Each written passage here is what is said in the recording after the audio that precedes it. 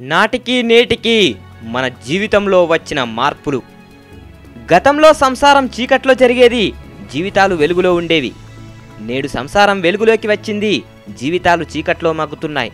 కప్పుకోవాల్సిన వాటిని చూపిస్తూ చూపించాల్సిన అందమైన ముఖాన్ని కప్పేస్తున్నారు. నాడు కొందరే మందుకు విందుకు అలవాటు పడేవారు, నేడు కొందరే వీటికి దూరంగా ఉంటున్నారు.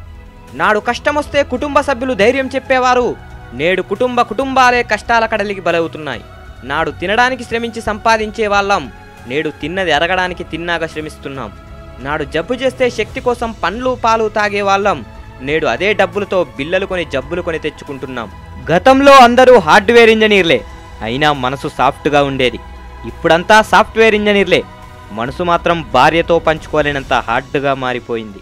అప్పుడు వైద్యుడు ఇల్లిల్లు తిరిగి వైద్యం చేసేవాడు, బిల్లు వల్ల జేబుకు చిల్లు పడేది కాదు.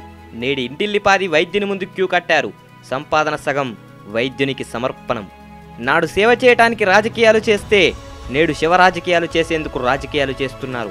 నాడు భవతి భిక్షాందేహి అంటే పని కల్పించి అన్నం పెట్టేవారు, నేడు భిక్షగాడు సైతం మందు తాగి ఇంటి ముందు తూలుతున్నాడు. నాడు దొంగలు నట్టింట్లో పడి దోచుకునేవాళ్ళు, నేడు దొంగలు దొరల్లాగా నెట్టింట్లో దోచేస్తున్నారు. ఒకప్పుడు దొంగల్ని పట్టడానికి పోలీసులు తిరిగేవారు, ఇప్పుడు హైటెక్ పోలీసుల చుట్టూ దొంగలే తిరుగుతున్నారు. 10 కిలోమీటర్లు నడిచి 10 రూపాయలు పెట్టి సినిమా చూసేవాళ్ళం ఒకప్పుడు, ఇప్పుడు ఇంటి ముందు సినిమాను 1000 రూపాయలు పెట్టి చూస్తున్నాం.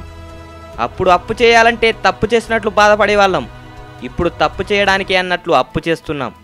ఒకప్పుడు కప్పు పాలు పెరుగు అమ్మి సొమ్ము చేయలేక తాగేవాళ్ళం, ఇప్పుడు ప్లాస్టిక్ కప్పుల్లో పాలు పెరుగు తినేస్తున్నాం. చైనా నుండి పెన్నులు గన్నులు మాత్రమే వచ్చేవి, నేడు చైనా ప్లాస్టిక్ బియ్యం కూడా వస్తున్నాయి. ఇది మనం సాధించిన పురోగత, లేక మనం తెచ్చుకున్న అధోగత?